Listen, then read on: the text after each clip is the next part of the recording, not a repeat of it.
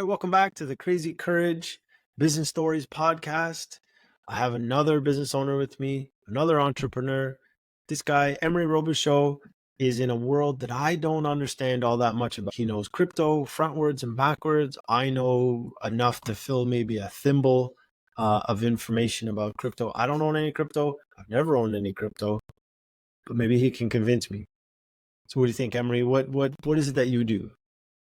Well, first, thanks for having me on.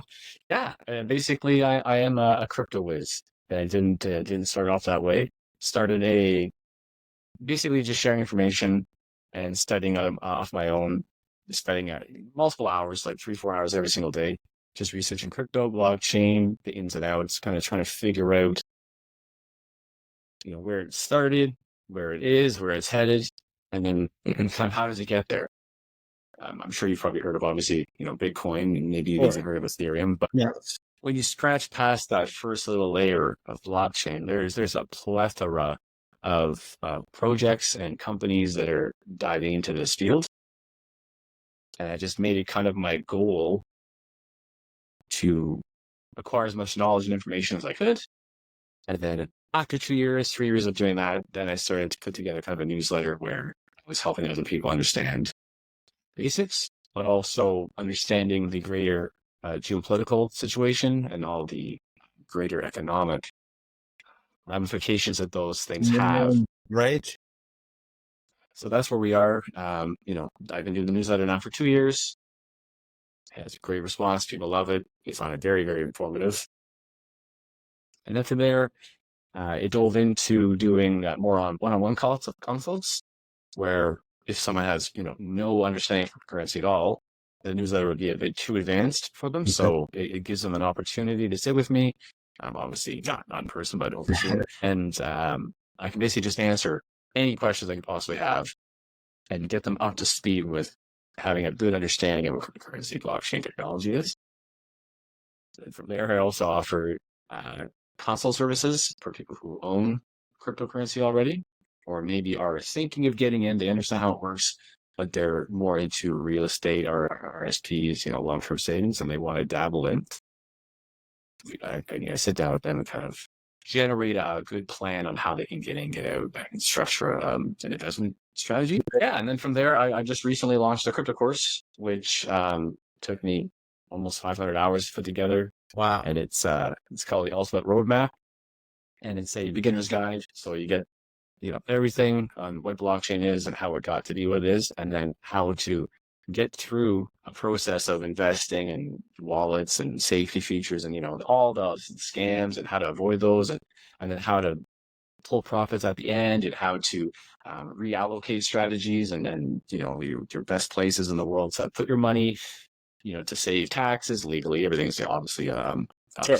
but yeah, it's just like kind of what I've been doing now. So that was the focus, is just educating as many people as I can, cheaply, inexpensively as possible, basically. So it is an investment strategy. It's an investment market, but I don't want you spending all your money on me or somebody else to get information, and you have nothing left to invest, right? So it's trying to get people up to speed as quickly as possible.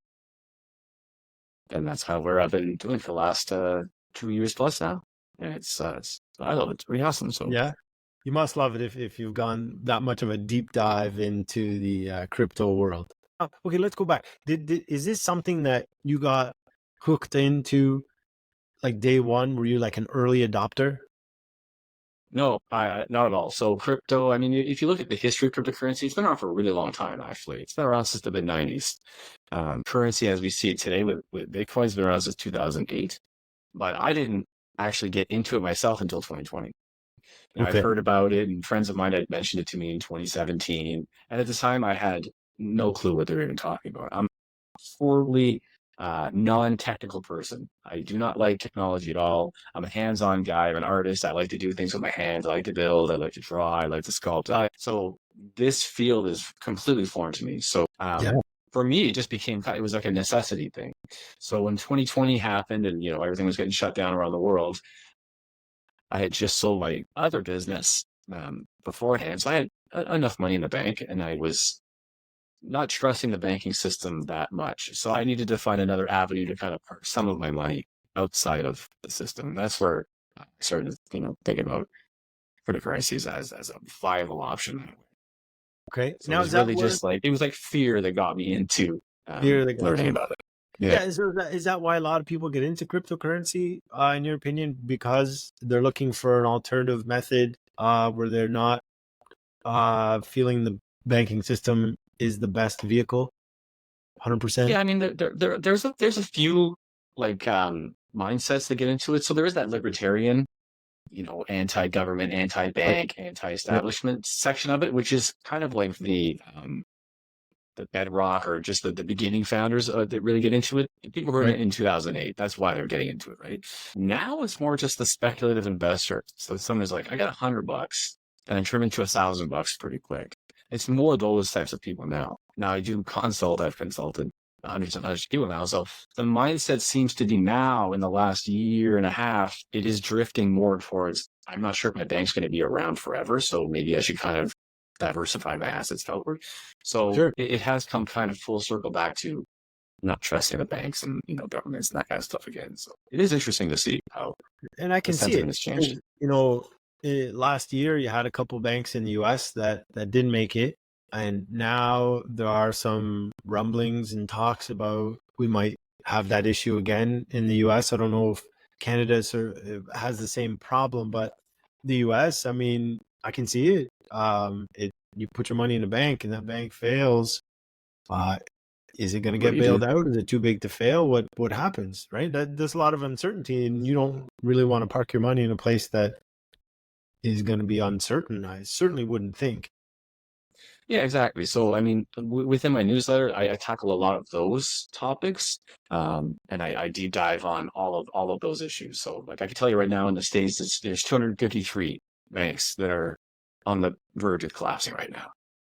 Like that's a And huge number, isn't it? it's a huge number. So even if you just look at the four that collapsed last year, the total amount of value that was lost, I mean, it doesn't get lost, it gets bought up by bigger banks, but Sure. the customers lose. So the amount of money that got lost was 3 times greater than all of the money that got lost in the banking crisis in 2008, 2009. That's huge. Yeah, there's only Huge, four banks. It's huge. And now there's 253. That's the IMF and the BIS. So the IMF is the International Monetary Fund. right? So they're kind of like they're an NGO that kind of regulates finances for the world. Yeah. And the BIS, which is the Bank of International Settlements, they're like the central bank of all the central banks. So these are like the two leaders for finance of the world. They're the ones that are saying that the US banking system is on the verge of like really bad, Right. catastrophic. So a lot of people that I deal with are obviously American and they're kind of getting nervous. So they want to Yeah. see like, is this an option? And yes, it's an option, of course. Like it's another asset class. And that's kind of where I've come full circle. So when I got in, it was fear-based. And for me, it was like an avenue out. Yeah. And then 4.5 years of deep diving. And I still research 3-4 hours every day. Like it's 7 days a week, 3-4 hours a day, every day. I'm just researching because there's so much to uncover. I've come back around. I'm like, you know what? Cryptocurrency isn't quite that out of the system safe haven that deep rooted 2008 libertarians believe it to be, at Okay. least in my opinion, through all my research. So it's like I'm using it up as like a caveat, as like a transport to make a lot of capital in a short amount of time. Because that cryptocurrency asset class, a year in crypto is equivalency to about 10 years in the stock market as far as trading volatility goes. So Okay. you can make, if you know how to play right, a lot of money in a very short amount of time. So I don't see it as that out of the system as much. I see it more as a money making, and then the underlying assets, tokens, cryptocurrency, whatever you want to call them. Some of them are designed to help establish a new financial system to make the banks better. So it's Okay. not better for you or I; it's better for already. So it's that's a whole side channel, deep dive rabbit hole area to go into for cryptocurrency Yeah. slash banking. But Yeah. yeah, it's there's a lot, and the more you read and the more you learn, the more you realize, wow, there's so much I still don't understand and don't know yet. So that's Which what is I love about it, crazy though. when you say that you've spent 500 hours pouring into a course. You spend 3-4 hours a day learning about this stuff, plus And you're saying you're still, still so much to learn. Yeah, Means there's quite a bit, obviously. there's tons, and because it's such a nascent asset class too, it's so new that it is evolving as the need, as the need evolves. So as if a bank comes and says we need this kind of service, then there's a fintech company, if a technology company is like, we can do that, and they start working on that project. And if it happens to be data transfer or data storage, AI, or Web3, or metaverse, VR type stuff, those types of industries all require more and more tech. And cryptocurrency, blockchain, and the fintech companies that kind of back them, they're all just on point trying to tackle these things. So every day there's something new within the industry. You're like, oh, I should probably learn a little bit about it anyway, so I want to invest in it. So It's moving it's constant learning. Yeah, absolutely. Now, what do you see the future of? Because it's a currency, right? I mean, it's an asset class, but it's a currency. You can spend it, right? Like, do you see it becoming more mainstream as actual currency? I mean, I know some companies have dabbled in accepting Bitcoin, like Tesla did for a while. I think they got out of it. But do you see that being more common? So I think that's kind of like the rudimentary purpose for cryptocurrency. So when you look at it, it was designed as that peer-to-peer transaction base. Then as it kind of as the years have gone on, they realized that businesses, they have peer-to-peer, which is the Udemy. Then there's peer-to-business, there's business-to-business, there's business-to-government, there's government-to-government, there's bank-to-bank. So the levels of money that are involved escalate very, very quickly. The issue with some of the older technologies, so I'll use Bitcoin for example, is that they can't scale fast enough to keep up with the load that is required upon it. So then other companies have come out and said, hey, we can do this a little bit better. Here's a slightly newer technology. We kind of, took Bitcoin and tinkered with it a bit, the underlying technology of it. And here's a faster, more scalable, more versatile version of it. We think it's good for your business to business, authentic and such stuff. But even that is such a minute niche area. All of it is just money transfer. So when you say like, oh, could it be currency? A lot of it is designed to be money, for lack of a better word. It is designed to be transactional in nature. The issue is trying to find ones that can also settle. So making a transaction to purchase something is one part, but being able to settle that transaction on the other end is another technology that a lot of cryptocurrencies will have. There's only a few that actually can do that, settle the transaction on the other end. So, you have that whole end. So do I think that things will be currency? I don't think like cryptocurrency itself, like any individual token, maybe one or two could end up being an actual currency to use. Like, yes, you can use Bitcoin to buy things right now. If you're in El Salvador, if you're in Peru, if you're in Singapore, they will accept it as currency. Okay. The issue is that the transactional cost is so high. Okay. I'm not saying it's hundreds of dollars, but if I'm buying a pack of gum for $2 and the transaction fee is $8, it doesn't make sense to use it as a currency. I'll just use my cash instead, right? Sure. So until that kind of transaction base is being themed out fully, it's still a long way, I think, before we have cryptocurrency's actual currency. But using it as an underlying, store of wealth, which is another thing that people will use with Bitcoin. They say it's a store of wealth, it's digital gold. They kind of use those catchphrases. I could see that kind of being more of those money-based cryptocurrencies, kind of focusing more on that. So like I don't know if you're up to date with any of the ETF, spot ETF news, Bitcoin. Yeah, a little Okay, bit. so that's how the banks are kind of getting it, and the big institutions. It's like, we'll buy Bitcoin and we'll hold it and own it, but we'll sell you portions of it in a portfolio. So now your retirement fund will have 2% allocation into Bitcoin or 2% allocation into Ethereum, right? So it's like you never actually own the Bitcoin or own the Ethereum, but you own it in your portfolio. So I think you're going to see a lot more of that coming in to entice kind of the boomers.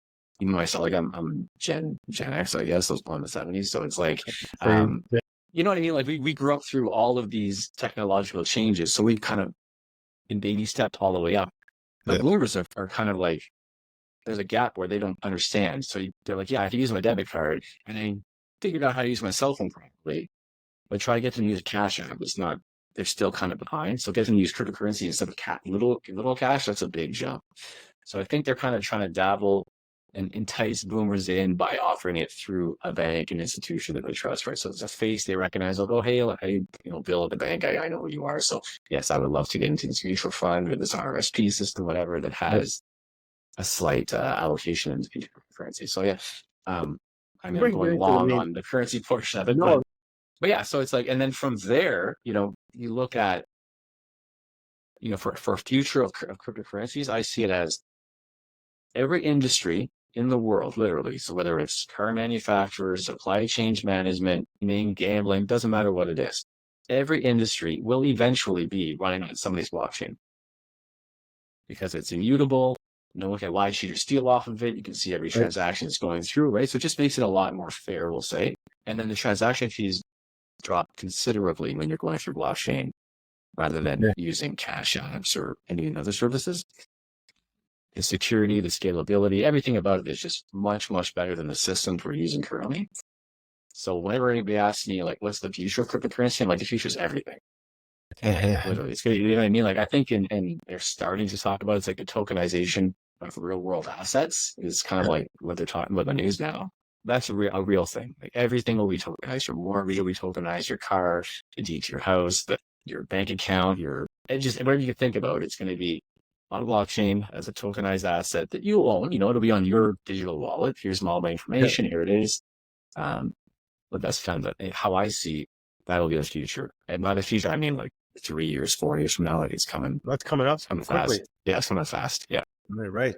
Standard dollar bill, right? Currency, like just the regular money in my pocket, cash, credit cards, that stuff. But when I'm comparing to, say, Bitcoin, like, it's a lot more volatile, right? Like, the value, if I have it in my virtual wallet, for instance, the value changes quite a bit. Whereas like the money in my bank, I mean, the value of it doesn't change much. I mean, I lose to inflation if it's just sitting in the bank, for instance, right? Fine. But the value of it is still, I have $20 is $20. If I have a Bitcoin, one day to the next, it's a different value. Like, is that maybe what's keeping the cryptocurrency from becoming mainstream, is the volatility? So I think that's what's keeping it from becoming a currency. Okay. Right? Because of the volatility. But if you look at, let's just use money transfers as the example. Well, currently, we use the 84% of all transfers happen through what's called the SWIFT network. So the SWIFT network is an American company that's stationed out of, I think it's Belgium, and they run all international transfers. So if you're sending money to your mom back in Czechoslovakia from Canada, it'll work its way through the SWIFT network. And that's just a series of banks that are all linked together, and they make the transfer along the way. Now, if I transfer the money, overseas, it comes out of my account immediately, and maybe it takes 10 minutes or half an hour to show up in the person's account on the other end, right? That actual transfer doesn't make it to the actual bank for 7 days. That's how slow the current system is. It's been around since 1967, and it hasn't had an overhaul since 1982. So we're literally using 40-year. Could you imagine using a 40-year-old phone, 40-year-old car, or 40-year-old anything right now? No one would even tolerate it. The banking system right now is still using 40, 50-year-old technology because for them, it's advantageous because they take a percentage all along the way. Every bank takes a little cut. So, you send $100, in the end, she's getting $97.10 because the bank's nibbled out. But they're transferring, it's an astronomical amount of money. I think it's almost $2 quadrillion a day moves around the world. A quadrillion, right? And they're taking little. You went all the way to quadrillion. Yeah, and they're taking little nibbles all along the way, right? So, and on top of that, there's a 6% failure rate. So 6% of all transactions never make it to the final destination, and nobody knows where it is unaccounted for. What? And that's just part of business. So that's just part of business. Whereas with, so it's crazy. It doesn't make sense, right? Whereas you can use it. Loss ratio, 6%. That's 6%. Yeah. So you think, are they funding black ops? Like, what are they doing with that 6%? Yeah, that's a lot of money every day, right? Yeah. And then you can take a system like XRP, have a fintech company called Ripple. They're doing cross-border payments using blockchain. Now, their asset is more volatile than the US dollar bill. Maybe it goes up 2 or 3% a day. It has a variance. But they transact within 3 seconds. So if I send my grandma money in check, in 3 seconds she has it. So there's so much less volatility risk in a 3-second band than a 7-day band window, right? Even if it's US dollars you're transferring it, well, it could go up 3 or 4% multiple times, and that dollar is just getting eaten up or gaining value all along the way. In the end, she's still only getting the $100 that sent her, but maybe she should have been worth $110 by the time I got to her. But the bank's like, hey, we just keep that $10 difference. Now, if it goes down, they just give her less. It's like, you know, if it goes to $96 when it gets to work, they only give her $96 because it's like, no, we don't. They never takes a loss on those things. So when we look at, you know, how money transfers in this world and how it could be better, there's in the end, cryptocurrencies without a doubt going to gobble up all these networks. Now, the idea is selling it to these banking networks to be like, now look, you can do it in 3.5 seconds. You can still charge $1 or $2 if you want, but it's only costing you fractions of a penny instead of 50 cents or 70 cents. And your profit margins are even larger and your volatility risk is much lower. On top of that, the banks, they have what's called Nostros and Vostros accounts. Never heard So of what it. that means is, so I deal with like TD Bank. So TD Bank has a branch in, Belarus, and they have a branch in Brazil, and they have a branch in wherever, or at the very least, they have an account in the Bank of Brazil. So that if I'm in Brazil, I can take cash out. Right. And they, all banks have like that in all the world, but they have to fund all those bank accounts because banks don't even trust each other. Like there's an honor system in the bank. It's not like, well, you do owe us the $75 you pulled out yesterday. It's like, hey, I'll give it to you tomorrow. That doesn't work that way. TD has to have like $20 million sitting in a bank account in Brazil just in case I happen to show up and 50 other people happen to show up. So they're taking thousands of dollars out of the account. Wow. They want to have a certain balance. So there's hundreds of billions of dollars of trapped capital just sitting in bank accounts so that banks don't, screw each other over. And cryptocurrency just alleviates all of that. So now you have all that trapped capital floating that they can now be investing in and making money off of. So there's just, it's, when we look at where it's going to go, it's going to be big and fast. So we need someone smart enough to be able to sell it to the banks. That's exactly it. Or explain it to them in a way that they see the profit off of it, right? Right. So Absolutely. That's what it's all about. Profit and control. So that's awesome. Okay. So you said that crypto is an outdated type of currency or blockchain technology, right? I didn't know that. I would have expected, I didn't know better, right? This is why I'm learning from you. Bitcoin, the blockchain, the crypto, it's not all created equal. That's what you're saying. Correct. Okay. So if you had to guess, so now we're trying to sell these banks on the new system, right? It's like, okay, guys, we got to go crypto. Is there one crypto that you think, one cryptocurrency that should be the gold standard? This is where I struggle too, because being in like the crypto space, there's a lot of, what would the word be? Like tribalism, right? So if people are into Bitcoin, they're really into Bitcoin, they think everything else is garbage. Or if people are into Ethereum, they're really into that, everything else is garbage. I personally hold 35 different crypto assets, and they're all focused on different niche markets because I want to have exposure to everything. If this actually takes off how it looks like it might, then I don't have exposure to all these asset classes. So one coin can't rule them all.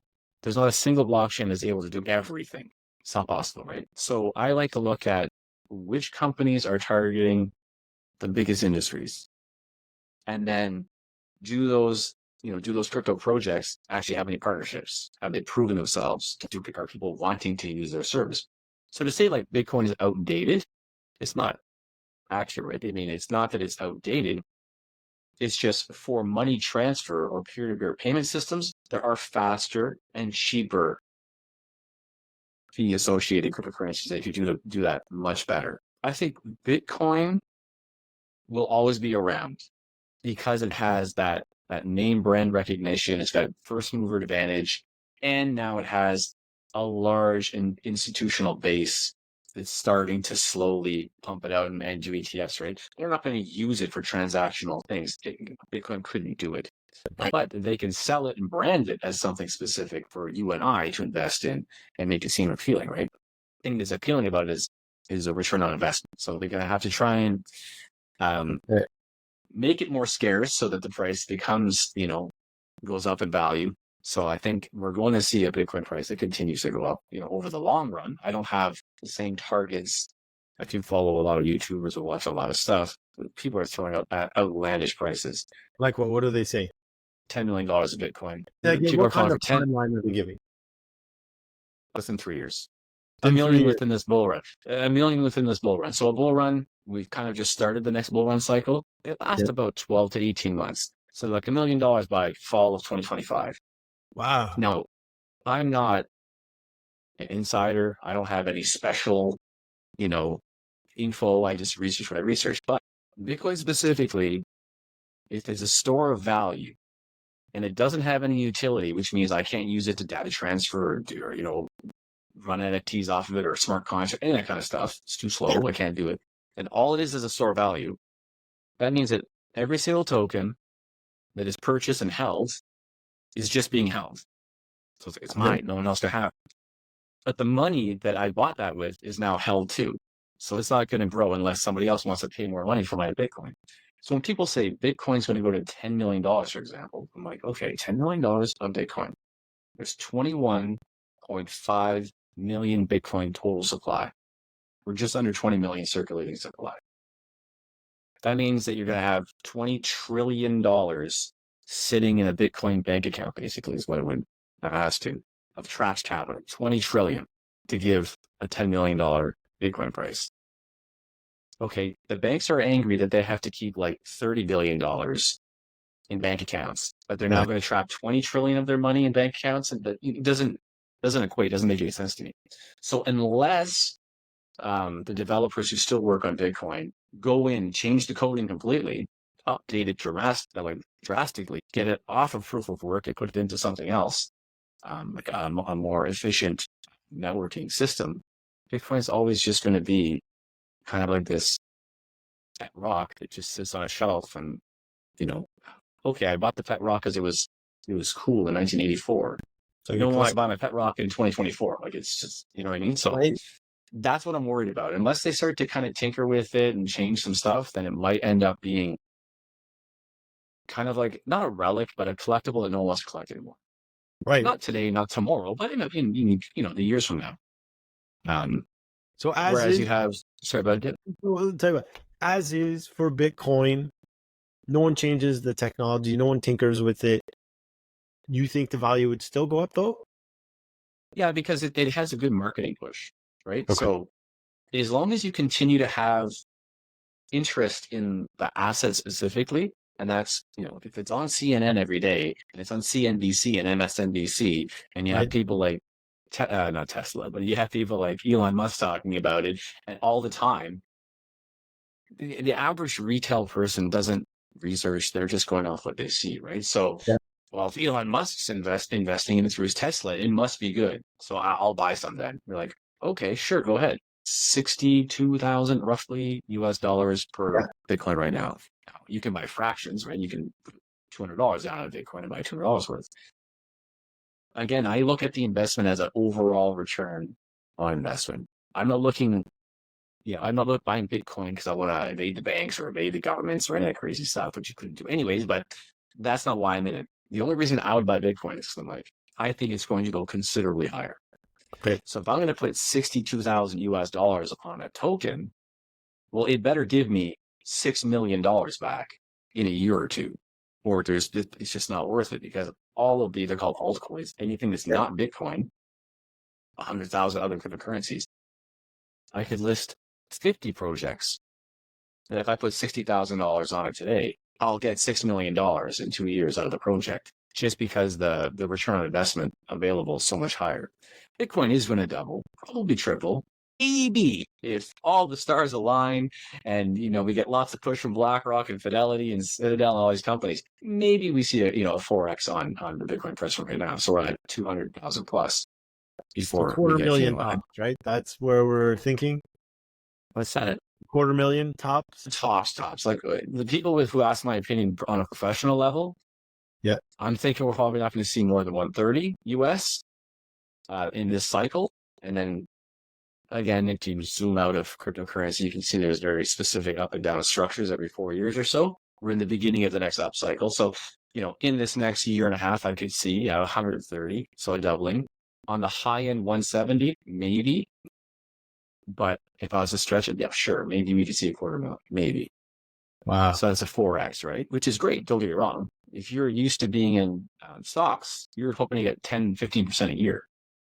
If I Right. told you I give you 400% return on your stock, you give me a stock portfolio, I'll give you 400% return in a year and a half. You'd be like, oh yeah, please just take my money. Pretty good. Yeah, exactly. That's cryptocurrency. But if I told you, if you're in cryptocurrency, I said, you give me your money, I'll give you a 4x return in a year and a half. I'm just laugh in your face. I get 4x return in a day in cryptocurrency, right? So I just see the risk to reward ratio with Bitcoin at this stage. When it was $10, yeah, amazing. It was $100, perfect. $4,000. When I bought it, it was $9,000. I'm like, yeah, it's still amazing. Like, it went to 70 grand. I bought it at 9. That's like great, great. But it's 62,000 plus. I just don't see the upside doesn't entice me enough. There's so many other projects that have that guaranteed 10, 15, 20, 35x. Just anybody can look at a chart and be like, yeah, that's going to go way after. Like, yes, absolutely. That's so I'm looking at, kind of, I'm going to split my money out a little bit more on the potentials for returns. But again, I'm not trash talking Bitcoin, but people are pretty diehard with the Bitcoin. Yeah. But if you want to get into it today, really start to research what you're getting into and what you expect. A realistic expectation. I would definitely, anybody that's listening to this that's thinking about getting into cryptocurrency, quite specifically today at 62,000, do a little bit of chart courses first and get an idea of how to read a chart, and then look at that and tell me if you want to jump into it with $1 million expectation. That's the only thing. So Yeah, right. That's the thing. Pretty high expectations. Yeah, that's the thing. A lot of people, the meme stocks and stuff, a lot of people talking about going to the moon, how those things end up, right? Someone's always holding the bag at some point. 100%. So if you're hearing about it on MSNBC, it's too late. Yeah, right. When you heard about that stuff. So you were talking about a bull run. When you're talking about a bull run, are you talking about like a cryptocurrency bull run or like the overall stock market? I'm talking about cryptocurrency specifically. Cryptocurrency and the stock market does run kind of in tandem. Yeah. So if you look at, go ahead. No, that was going to be my question. How closely do they fall? They're pretty close. They're pretty close. So for the most part, because Bitcoin's capitalization on its own is like 1.4 trillion. So the value of it is already very, very large. It does trade like a tech stock. So if you were following the Dow and kind of trying to figure out, or the S&P, trying to figure out how that's going to level out, Bitcoin follows that pretty closely. It's usually a day behind. So if the stock market starts to rally, you get about 24 hours, Bitcoin's going to start to rally. If the stock market starts to crash, you get about 24 hours, Bitcoin's going to start to crash. And you can almost lay them over each other on a chart. And you see they're pretty close. Like, it's not exact, but it's pretty close. Ethereum in the last 2 years has also started to fall into play there too, because they're 300 to 600 billion market cap, depending on the day, really. So they've kind of fallen into a real slow channel as well, with a lot less volatility. Bitcoin leads the rest of crypto. So Bitcoin starts to skyrocket. You know that you've got minutes before your rest of your assets start to pop off. And same thing when it starts to drop. It just pulls everything else back down with it. Now, we'll get to a day when that doesn't happen anymore. That day's not, in my opinion, not for a while still. That's when we have that full-scale utility, full-scale adoption, when, blockchain is literally running everything. On that day, Bitcoin will no longer be pulling or pushing the market anymore. But until then, we're still going to see that volatility. Now, the bull run, it's just a cyclical pattern. If you zoom way, way out, and this took a couple of years to figure out, it really just follows the M2 money supply. Okay. So M2 money, for anybody that doesn't know, that's just the circulating dollars. So it's all the money in your bank accounts. It's in US dollars, but all the money in the bank accounts, and easy to liquidate stocks. It's about $2.5 trillion. That either, expands or retracts a little bit. You can follow it on, there's a website called The Fred. Up-to-date statistics, amazing, it's American. You can follow the M2 money supply. And when you overlay the M2 money supply on the Bitcoin chart specifically, you can definitely see when the M2 goes up, Bitcoin goes up. When the M2 goes down, Bitcoin goes down. And the reason for that is because there's less money around to invest with. Right. So interest rates go down, money printing goes, well, people will borrow to try and gamble, right? And make money in the stocks, or make money in bonds, or make money wherever. Right? If interest rates are high and lending is tight, then they're not willing to take the risk anymore. So they start to pull profits out. So it is simple as that sounds. Most people don't even associate the two. And so when I tell people about it, they're like, whoa, I never even thought of that. I'm like, I didn't think of it either until I stumbled upon it and I was just doing research and I'm like, well, there's a huge overlay here. When we look back, it's going to be the next 18, not even 18 months now. I'd say the next probably 13 or 14 months is when we're going to see the huge rise in price, and then, as always, a big low off top, and then a big crash in price. Right. So the idea is don't get too greedy, get out and be happy with what you got, right? So I think those are the magic words. I'd get too greedy. Take your profits. That's the trick, right? That's the trick. And it's harder than you think. And that's whenever I'm instructing people, it's like, you need to be realistic about your expectation on the asset. What do you hope you get out of it? If I'll put $100 down, I'm going to make $1 million. That's completely unrealistic. I'll be unhappy if I make $1,000, right? So it's like, no, have a realistic expectation of the amount of money you're putting in. And then from there, you have to set kind of sell targets along the way too. Because if I got into we'll just stick with Bitcoin. If I get into Bitcoin at 62,000, and I'm promised it's going to go to $1 million, but when it's at $250,000, I won't cash out. No, it's going to $1 million. Why am I going to throw away that $750,000?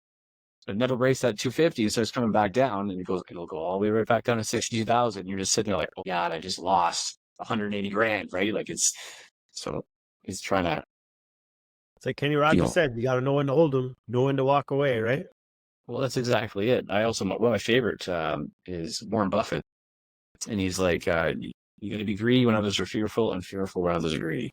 Right. So, that's the crypto market this week has just been tanking really fast, 10, 15% a day. Everybody's panicking. I'm buying. Like, no, I'm going to buy more right now. These are good dips. When you zoom out far enough, you realize, we're in the beginnings of this next big phase up. People are trying to jump in and buy in because, Bitcoin's at 70,000, 72,000. It's like, time to start taking our profits out. Because I bought them at 58 or 57. It's hard though. That's the thing when you see your accounts going up and you're just like, oh, it's gonna go forever. Yeah, you gotta get that right mindset away. And now, do you watch charts? Like, how do you know when to get out yourself?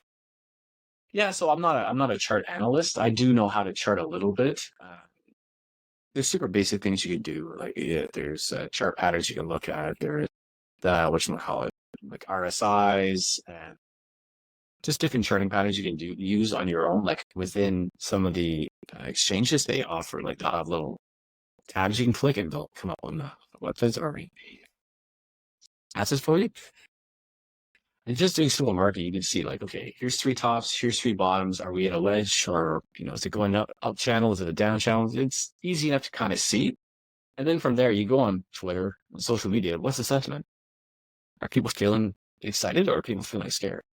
Because if people are feeling afraid, it's going to take a very small dip down. They're going to sell in a panic, right? So you need to kind of be aware of that's the crux or the crucifix or whatever you want to call it, like that about cryptocurrency, is that it's so retail sentiment driven that if you're not paying attention at the back channel, like how are people feeling? Yeah, you're gonna just crushed. You'll always feel like you're losing. So it's just, you always be behind the curve, right? So it's a losing proposition. So Bitcoin's a gold standard, right? So is there Bitcoin and then everything else is an altcoin? That's how it's classified, yeah. I mean, in normal parlance. Yeah, exactly. Is Ethereum the next one behind Bitcoin in terms of, we'll say, the gold standard? No, it's the next to capitalization. So it just has the second largest amount of money sitting in it. Okay. They do very different things. Bitcoin was that peer-to-peer transaction. Ethereum is smart contract platform. Okay. So both you can build off of. Both you can create your own cryptocurrencies. They're called layer 1. So both you can build your own assets off of those chains and do whatever you want. But they just focus on different things. To say like Bitcoin is the gold standard and then Ethereum will be the silver and then, we're going to work our way down. It's not really accurate because they all do very different things. So I would say Ethereum is the gold standard for smart contract platforms right now. But even then, your hash graph does everything Ethereum does, but for 10,000th the price, and is infinitely scalable, whereas Ethereum doesn't scale as easily. And even the founders of Ethereum, Vitalik Buterin and Joseph Lubin, they openly admit that their hash graph in technology-wise is 5 years ahead of Ethereum. and they've been around for such a shorter time. But they don't use blockchain; they use hyperledger, which is just a different form of cryptography. So, right. And they're primarily focused on smart contract, security, data storage, that kind of thing. So, I mean, to label people like the gold standard and the A class, the B class, it's kind of hard to do because there's so many, like I said, individual niche markets that people are just focusing on specifically. I think when we hear like, oh, it's the gold standard or it's this, it's that, that's more like the MSNBC guys that are trying to put like a stock market spin on it, but it's not like the stock market. Like you wouldn't compare a gold mining stock to Nvidia. They're not in the same class. They're completely different, right? So why would you? Yeah, you know what I mean. So it's like, but again, just to kind of give it that easy coding for the majority of people to understand, they put a lot of stock kind of jargon on it. Even market capitalization doesn't make any sense, but they just do that. So when people are trading that are coming from stocks, they get the idea. Right. Yeah. They want the parallel. They want to be able to easily understand and connect it in their brain. Just quantify it, right? So yeah. Well, you've gone beyond that. It sounds like you've gone beyond just a simplified jargon. You understand. Cryptocurrencies actually represent and what they're built on. Yeah. So the primary focus for me is, is it solving real world problems? Right. So if it's solving a real world problem and there's a need for that, then it's eventually going to have adoption, and the adoption in the end will give it more value, right? So it doesn't have to be the number one, and because if you go on a website called like coinmarketcap.com, it just lists all the cryptocurrencies in order by their market capitalization. So Bitcoin is number one because it has the most. But if you were to rank them by utility prospects, then it would probably be, maybe 1,000 tokens in front of Bitcoin. But they just do it by money. That doesn't mean that these other assets aren't going to be amazing. And if you're looking to make money, which most people who are investing are trying to make money, it's like just focusing on the problem that it's trying to solve, and is it a big enough problem monetarily? Is there enough money that's going to want to jump into that to fix it? So I'll give an example. We live in Canada. We get carbon credits and all that kind of carbon taxation and stuff. Well, the next step is carbon credits. That's just if things keep moving the way they're moving, it's going to be a carbon credit system at some point, right? You're like, okay, carbon credits, they already do exist. They're voluntary. Fortune 500 companies pay them. And the carbon credit system right now is about a $50 billion a year industry. So these companies just donate money to offset their carbon, which again is, I think, a ploy to just get everybody in, regardless. Yes, sir. Neither here or there. Yeah. But there are a few blockchains that are trying to say, like, well, we can actually run a carbon credit system on our blockchain. That's what we've been focused on for the last 10 years. And it's going to track it. It'll make, everyone will have their own numbers, and we'll be able to, like, within the second, be able to track it. You'll be able to sell yours to somebody else. We can do it all for you. So there's two companies specifically that'll give everybody a freebie here. Energy Web Token and one called Dovu. Those two companies are in Europe working with European governments to prove that they can, run the system flawlessly. They can scale properly, it's secure, you can't hack it, this, that, and anything. So I look at that and I'm like, okay, the carbon credit system right now is $50 billion, $30 billion a year, somewhere there. Is every company is forced to have to do that, and every person is forced to have some sort of credit system allowance. Well, now we're looking at like $300 or $400 trillion a year. So if I take this small token and this small token that have limited supplies, and I take half of 300 trillion and half of 300 trillion, plug it through the volumes of these two networks to run this system. Well, now I've got a token that usually runs $1 million a day through it, running $3 or $4 billion a day through it. That's going to give that token that huge amount, 100x, 1000x price variance. So I put VETs, I'll call them, because if we don't get a carbon system, and that's all these two tokens are designed to do, is track carbon, right? So I'm like, okay, if we get a carbon credit system, these two are going to be great. If we don't, they're always going to be worth $3 and 2 cents. But I'm willing to, through my research, see, okay, they partner with this bank, that bank, this company, that company, this government. Okay, it looks like they're already laying the foundation to be those. So I'll put $100 or a couple $1,000, would I put it on there, and I just wait. And if it doesn't go, then never goes. And if it goes, hey, great. But even those are such small asset classes. It's to think about it, like real estate is $350 trillion. The derivatives market is $4 quadrillion. Like these are huge, massive asset classes that eventually will be running on blockchain, right? So then it's trying to figure out who's gonna partner with whom. Right. So then when you do that, now you're like, okay, Bitcoin can't be the standard because it's not able to run these things. Maybe there'll always be an ETF and we sell it kind of like we do stocks and bonds, right? You'll be guaranteed 5 or 6% a year on it, and that's how they're going to kind of manufacture it as a project. And maybe Ethereum becomes more scalable, gets kind of rid of a few of its kinks along the way, and it expands and it becomes like the banking intranet, between all the banks, so how they communicate, not how they transfer money, but how they communicate. And then that token will gain assets, will gain value.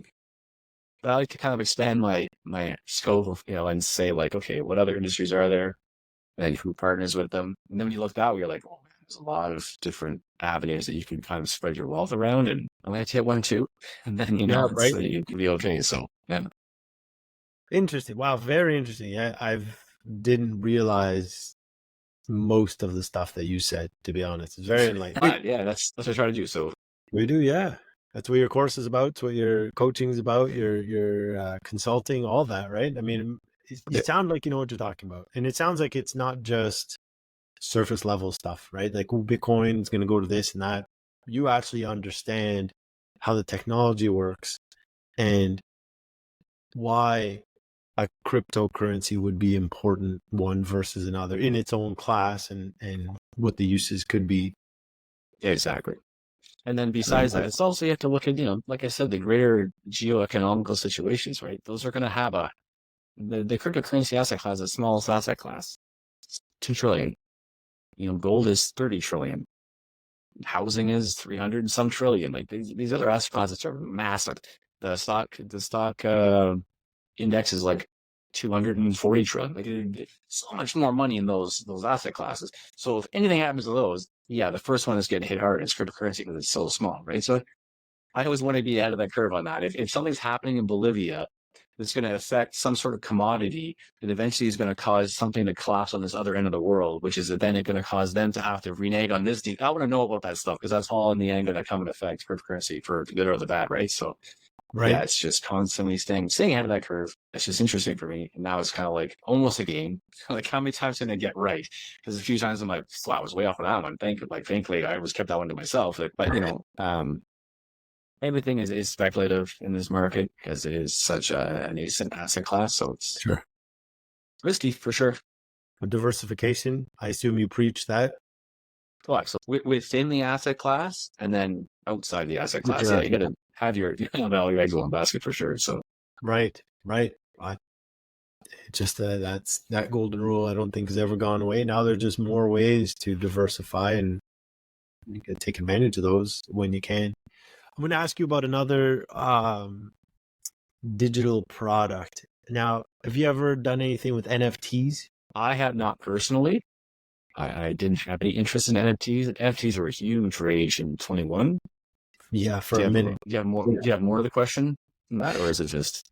I was just curious to see if, because I never understood the attraction to NFTs. I always felt you're buying something, a digital version of something, but that you can't actually do anything with.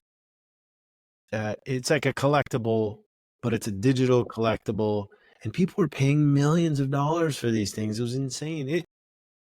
To me, at least, cryptocurrency has some value in terms of it's a technology you can build, and we just had that conversation. You can do things with it. Whereas the NFTs, I never understood the value of it, and you didn't even have anything tangible. Where like I try to relate it to like collectibles, for instance. Someone wants to buy like Wayne Gretzky's rookie card or something. At least they're holding that in their hand. But to have an NFT of it, there's not even like you don't even get that history with it. You don't get the whole point of a collectible, which is that it's rare and it's valuable because it's there's only a few of a kind or whatever. But exactly, yeah. So let's say the NFTs you're talking about, like the Punji Penguins and the Cyberpunks and all that kind of stuff, right? Those were NFT generation 1. Yeah. So in my opinion, offend anybody, but when you look at like um, artwork today, Yeah. like the new wave of art, it's ugly and it's whatever, but they get valued at crazy amounts of money. Yeah. I think that's just how wealthy people launder their money, to be quite honest. Okay, so Really, let's just say this. it's fair. All right. So when you look at the NFT craze that came out in 21, if you look at the geopolitical situation that was going on, they were really coming down on a lot of banks and stuff. They were really tightening up the money flow. And then all of a sudden people were selling NFTs for $10, $20 million. I'm like, yeah, Yeah. I think the early ones were just money laundering. And then retail was like, oh, what's happening here? Like these are selling for so much money. It only cost the guy 10 cents to make it. He sold it for $5 million. I'm like, yeah, they're laundering money. So then, but an NFT itself does have a purpose. Now, the ones that were created before don't have any purpose. They're just pictures, right? You're just buying that picture. Oh, it's one of 15. You're like, okay, well, I don't care. Like you say, the value within like a Wayne Gretzky rookie card is that that can get damaged. That can get lost and lose value, right? It's not going to lose value sitting in a vault. It's always going to go up in value. An NFT is like, well, I either like it or I don't. It's going to go up in value or not. It's like, it's just this Right. crazy ride, right? An NFT itself can have a lot of purpose, utility, and value. So you can set, they're basically just smart contracts. So it's like I set parameters within it and I could put a pretty picture on or something cool. So it just has a visual appeal to it as well. But a lot of the NFTs in Gen 1 were useless, don't do anything. But some of them are encrypted. Well, in 21, we also had the big metaverse push. I don't know if you've heard about, yeah, so metaverse, like the digital world, whatever, some of them are encrypted. So like if I own this NFT, it gives me special access within this metaverse. So when I'm in this metaverse and I put my NFT in, it's like, okay, now I've got special access to this VIP room, or maybe my Pinto gets upgraded to Ferrari, like little things like that, right? So, but you don't know. You know that you've bought this encoded with something, but you don't know what it is. So it's kind of like a crackerjack box, like, oh, what I get this time, right? You don't know until you do it. But not, the metaverse never really ran and never launched. They kind of pulled back with this work at home stuff. So I think if we get a 2020 situation in the future, there'll be a heavier push with stay-at-home work, VR, virtual working situations. Then those NFTs will come back into play. The new ones that are coming out now, they seem to be a little bit more focused on like a utility aspect. It will do something, or it's housed with something, it unlocks something. There's a purpose to it. And then they just stick a little photo on it. Yeah. Yeah. Sure. Sure. Like Like it. probably 90% of them are just going to be that hype Yeah. Pokemon kind of card phrase for a bit, right? So the idea is write it up and sell it. Like if you want to get into it, lessons from 21. If you're buying something for $15 and someone just sold theirs for 500 and you're hoping someone will buy yours for 1,000,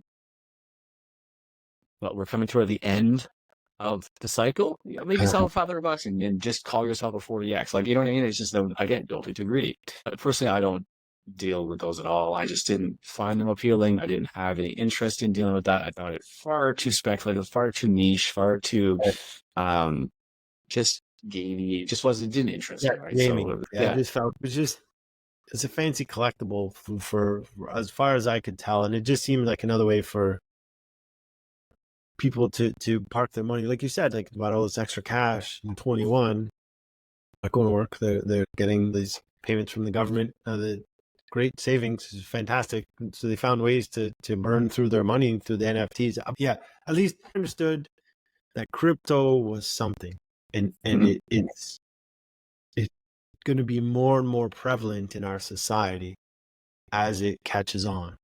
Teas I felt were just sort of kind of gimmicky, gamey sort of thing. yeah. I never And saw. again, that's my opinion on it. Moving forward again, like there was a person who sold their house in Florida and they made an NFT out of their house. Someone bought the NFT because they bought their house. That's the property ownership rights to the house was an NFT, right? So they paid the 350,000 or whatever it was because they're buying a house.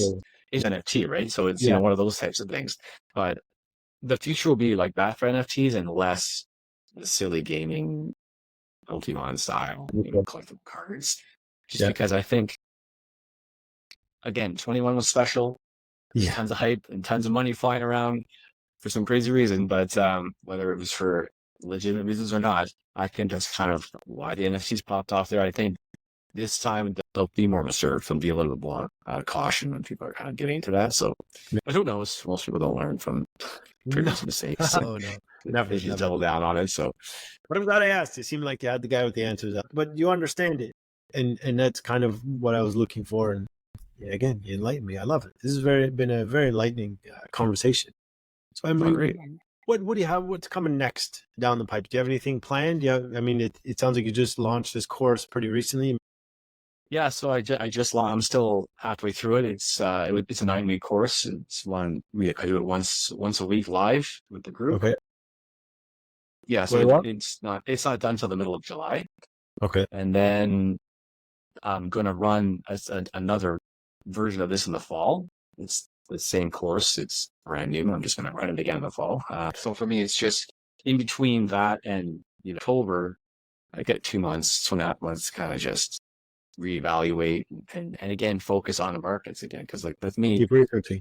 the newsletter's weekly, so I'm all week I'm just researching to get this up to date, because it's like up to the minute information on the newsletter, right? So it's but then in the newsletter I always tackle one section. It's like my opening page where it's just like, this is what's happening in your day-to-day news, and then I break down like real actual important financial news, whether it's they found 20 million tons of lithium in Bolivia, or it's anything. It's not just crypto, it's all the money markets. And then I usually tackle one topic and kind of break through it. So I'll give an example. Like last week, a lot of people were panicking about the US dollar collapsing. So I was getting emails after email after email, and people I don't even know, they're just emailing me. So I'm like, okay, I'm going to do some research. I have my own opinions on, USD and all that, is reserve status and stuff. So I was like, so my caption was like, if the USD collapsed, what fiat currency would remain? Right. So I just dove deep and tried to figure out, who has the least amount of debt, who has the most amount of gold, who has the most amount of natural resources in the ground available, how valuable are those, who has the strongest armies, who has the least enemy. Like I did this deep dive of all the nations in the world. And then I broke it down to my top 10. These are the top 10 and why. This is the currency, this is how you can get it, and this one you can't even buy. So I always tackle one really hard topic that a lot of people are kind of just coming at me with. So that in itself occupies almost my entire week. The crypto course is great because I put so many hours into it to build it. Now that it's built and done, it's the 2 hours once a week to chat to people. We go through the chapter for that week. That would be great, because in the fall I do it again. It's it's ready to go. I'm like, okay, let's just get it launched up. Like, yeah, exactly, right. So right now it's getting through little glitches as we go through. Like, oh, this site's not working properly or whatever. But yeah, and from there it's just like, yeah, I'm a family man. I got 4 kids, so I love playing with my kids. And Nice. And this is an entrepreneurial podcast, but it's like, being an entrepreneur, you're always working, but then you always have time when you need to have the time, right? Like, I can play with my kids and then just work at 11 o'clock at night. I can just get it done, and instead, family's number one for me. So it's not like that work family balance. Like, no, family for me is number one, but I have to make money too. The world still runs on money, so it's for me, like, whether it's exactly. It's just, for me, the next couple months is enjoying the summer. It's my first summer back in Canada in 4 years.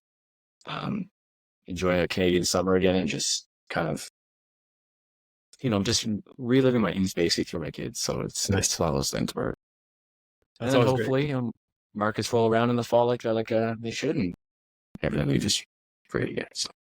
Well, that's fantastic. Listen, I want to tell you before we go, I want to tell you my favorite cryptocurrency story. There's always tons of stories about, a guy buying a pizza with a bunch of Bitcoins and, they're worth millions. The best one I heard was a couple years ago.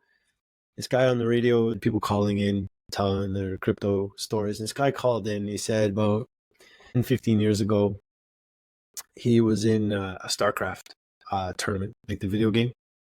And he won second place. First prize was $500. Second place was 25 Bitcoin, which at the time was $20 worth, right? It was nothing. Yeah, exactly. And when he was calling into the show, The market value was like $1.7 million, something like that. And the guy I was like, "Hey, you gonna cash out?" I was like, "Nah, I'm gonna keep it. I'm in no rush to cash out." I love that story. Yeah. Everyone says, wish I had bought Bitcoin when I knew about it. It's like, yeah, I do too. But would I have held on to it from 30 cents to $100, back to $5 to $290 to $10 to $1,050 to probably not. I would have sold along the way, like 99% of the people, right? So it's only like those few diehards that held on forever. So, and now they're multi-billionaires, right? So there's so many other cryptos that are available right now that you can still, that ROI is available, right? So it's just finding out which ones and hanging on to them, not give it up when Are they they're going down. diamonds in the rough though, right? Because there's a lot of junk There out are. there. There Right? is You got to know what you're 99.9% is just junk, absolute junk. right. Get the meme coins and all the people just starting a blockchain just for the hell of it. The memes are, in my opinion, all junk. Yeah. But if you get on them early, you can make a lot of money. But I never recommend anybody gets into them. No, that's not my that's a gamble. shtick. So, right? Yeah. Oh, yeah, it's a big gamble. Yeah, exactly. So, Yeah. Awesome. no, that's no glory sometimes, right? So, God's no glory. That's true. That's true. Don't put your life savings in there. Maybe put $5. Absolutely. Rule number one: never invest more than you can afford to lose. That's right. Rule number one. Absolutely. Yeah, absolutely. Awesome. Yep. Listen, I'm going to thank you for your time. I really appreciate you taking the time to tell your story, but also really enlighten me on a lot of aspects of cryptocurrency. I'm a much better person now for having spoken with you because I understand how that works a lot more than I did. And I feel like I should do some more research to understand it even more. I feel like I've got a little bit of a base now, and I really need to understand more of it and get more in depth. May have to go down some rabbit holes. And thank you so much for your time. I really appreciate it. Yeah, thank you so much for having me. It's been awesome. Well, thank you very much, and we'll hopefully we'll be in touch soon. Sounds good.